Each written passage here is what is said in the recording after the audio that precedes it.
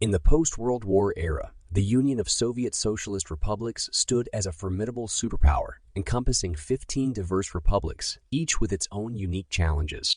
Among them was the Kyrgyzstan SSR, a mountainous region in Central Asia, facing the struggle of poverty and limited economic prospects. Despite being rich in uranium mines, Kyrgyzstan remained largely ignored by the Soviet leadership, viewed as a faraway land with limited significance.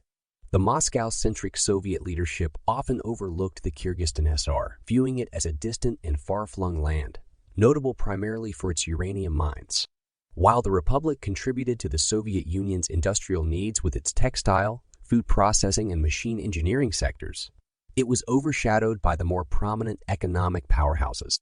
USSR's garment industry struggled to meet the demands of a population yearning for fashion and style, offering little but drab and ill-fitting attire. It was against this backdrop that our protagonists, Zinger and Hasenfratz, found an opportunity to transform the sartorial landscape of not just Kyrgyzstan, but the entire U.S. Join us on a journey through the untold chapters of history as we delve into the clandestine world of the knitters, the underground textile entrepreneurs who dared to fulfill the people's desires and inadvertently defied the iron grip of the Soviet regime. This is the captivating story of the Shadow of the Iron Curtain, a tale of resilience, ingenuity, and the human spirit's indomitable pursuit of prosperity amidst the rigid structures of the Soviet era. The Soviet planned economy excelled at accomplishing significant undertakings, encompassing tasks such as conquering the North, advancing space technology, and manufacturing novel weapons. However, it failed to adequately meet the daily needs of the people for essential goods. Consequently, there was a surge in entrepreneurial activity in the post-war period. People began dressing themselves, taking control of their clothing choices. The arms race required rapid, heavy industry restoration, consuming all state resources. Authorities had to accept the presence of an extensive private sector catering to the population's needs. By the end of the 1950s, approximately 150,000 handicraft industries were registered in the USSR. Some larger entities preferred to remain inconspicuous. As the population's incomes grew, so did their desire to dress fashionably and brightly. However, the textile industry failed to satisfy these desires within the framework of the planned economy. There were numerous textile factories scattered throughout the USSR, theoretically satisfying the people's demand. In reality, however, they were just terrible. The quality, innovation, and overall fashion were of very low quality. In the early 1960s, finding suitable clothes that one wouldn't be ashamed to wear proved challenging. The official sewing factories produced clothing that was less than ideal, and Soviet beauties had no choice but to wear ill-fitting men's suits that were not tailored to their size. And these garments came at considerable expense. Nevertheless, there were those who were ready to provide the people with what they desired. Some individuals operating in ordinary Soviet factories began producing products that weren't accounted for in any plans using saved materials.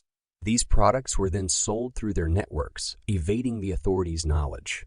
In abandoned hangars and garages, new productions were created without the authorities' awareness.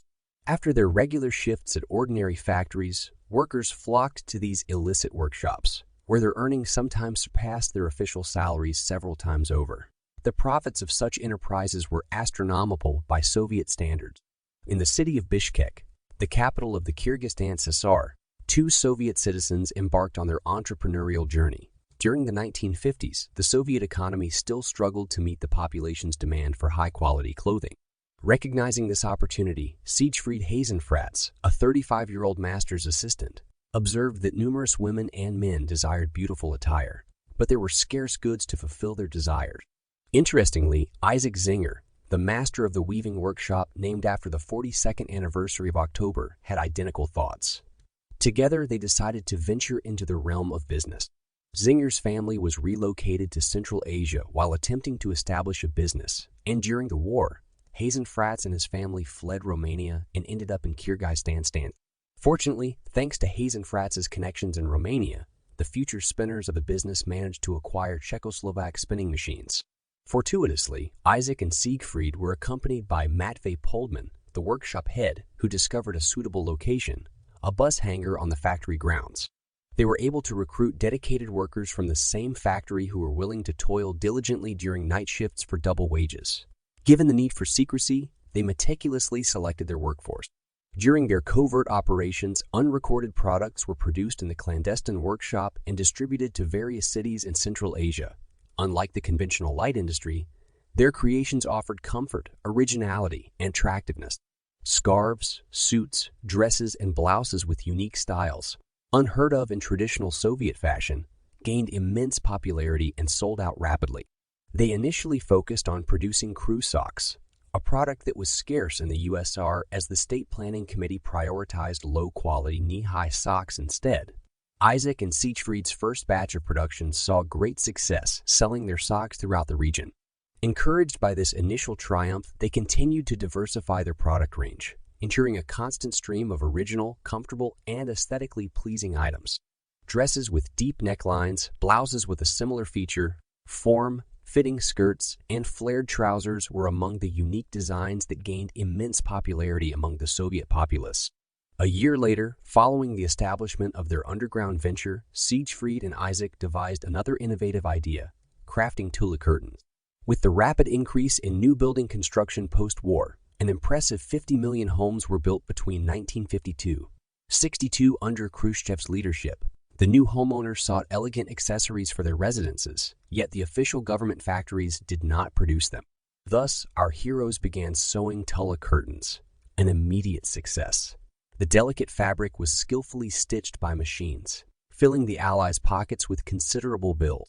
During this period, lucky traders saw their monthly income soar to an astounding 400,000 rubles, an unimaginable sum at that time. In stark contrast, the most high-end car available in the Soviet Union cost a mere 5,000 rubles. For the operation to succeed, they had to bribe numerous individuals within the trading network, including complicit comrades who turned a blind eye to their activities. Eventually, Beksan Dushaliev rose to become the head of the Kyrgyzstan SSR, the State Committee for Planning, and played a crucial role in shielding and supporting their clandestine endeavors. Siegfried Hasenfratz constructed an elegant mansion, employed a housekeeper, and presented his wife with dazzling diamonds. He even managed to secure a used Rolls-Royce from the embassy of an eastern country through bribes, a feat unimaginable during that era.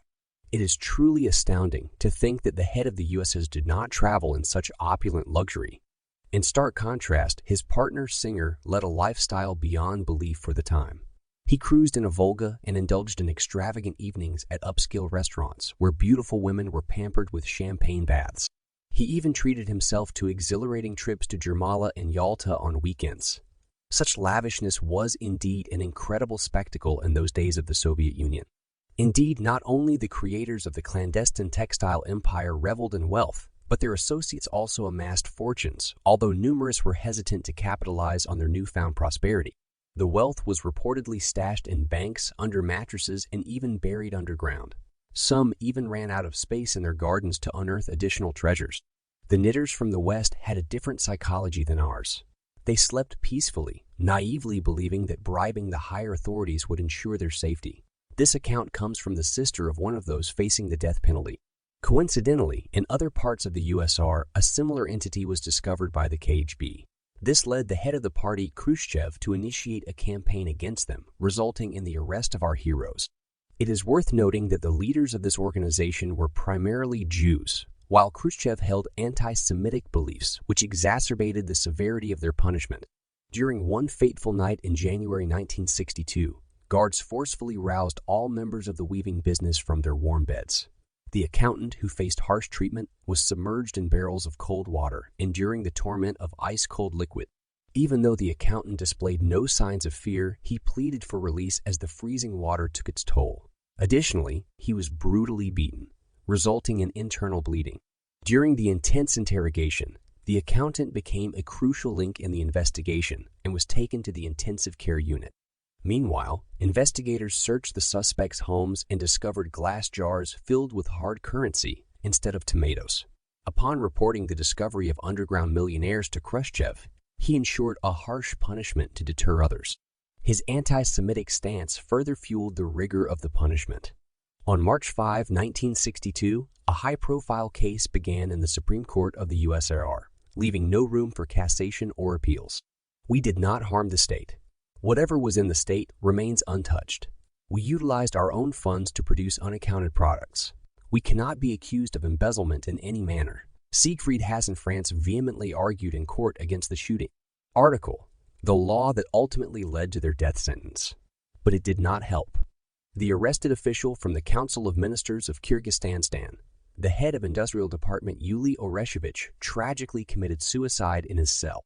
Hasenfratz, Zinger, Goldman, Dodman Dayushaliev, and 10 others received the harshest punishment, while the rest were sentenced to imprisonment for a period ranging from 5 to 15 years in the colony. The combination of their entrepreneurial success and Jewish identity, perceived unfavorably by Khrushchev, resulted in even tougher punishment for all of them. In conclusion, while Isaac Zinger and Siegfried Hasenfratz were pioneers in the underground textile industry, they were not the only ones who engaged in such daring ventures. Their success as entrepreneurs inspired others to follow suit, leading to a burgeoning wave of similar clandestine activities across the USSR. Despite the harsh punishment meted out to our protagonists and their associates, it did not quell the entrepreneurial spirit within the Soviet society. The allure of wealth and the desire for personal success continued to drive individuals to take calculated risks, willing to navigate the secretive world of underground trade. The legacy of their audacious endeavors persists as a reminder of human resilience and adaptability, even under the weight of an authoritarian regime. Their daring pursuit of prosperity in the face of adversity serves as a testament to the enduring human spirit, which seeks to thrive despite the constraints of an iron curtain.